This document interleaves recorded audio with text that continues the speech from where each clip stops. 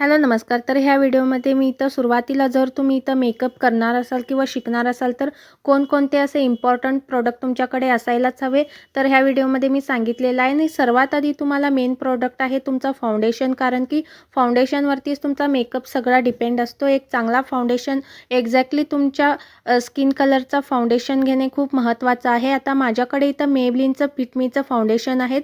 हे खूपच छान असं कव्हरेज देतात, फुल कव्हरेज फाउंडेशन आहेत आणि तुम्ही ह्यामध्ये इथं इन्व्हेस्ट करू शकता चांगल्या फाउंडेशनमध्ये.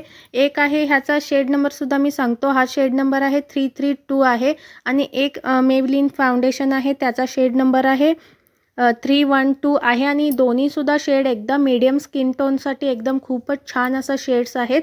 तुम्हीसुद्धा हे इथं ट्राय करू शकता.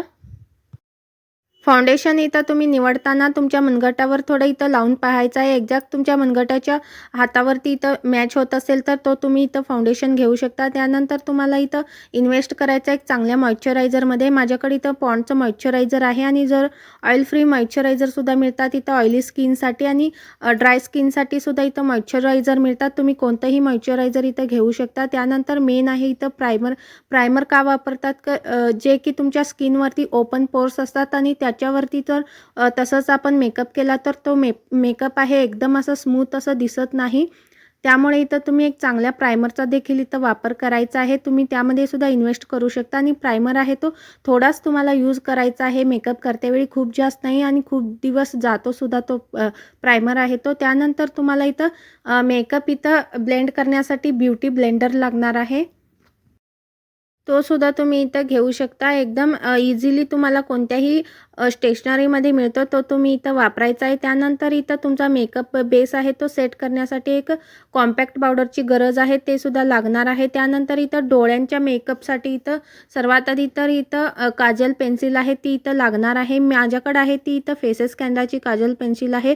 खूप महाग नाही, 200च्या आतमधली पेन्सिल आहे. एकदम स्मूथ आहे आणि एकदम डार्क लाईनसुद्धा येते ह्या पेन्सिलमुळे. तुम्ही सुद्धा इथं घेऊ शकता किंवा तुम्ही इथं कोणत्याही तुम्हाला अवेलेबल असेल तुम्हाला जे आवडत आहे ब्रँड त्याचे तुम्ही इथं घेऊ शकता. त्यानंतर इथं मी मस्कारा घेतलेला आहे आणि हा मस्कारा आहे तो सुद्धा इथं मेबलिनचाच मस्कारा आहे. खूप छान असं तुमच्या लॅशेसना इथं कर्ल करता आणि एकदम लॅशेस आहेत ते लांबसुद्धा दिसतात.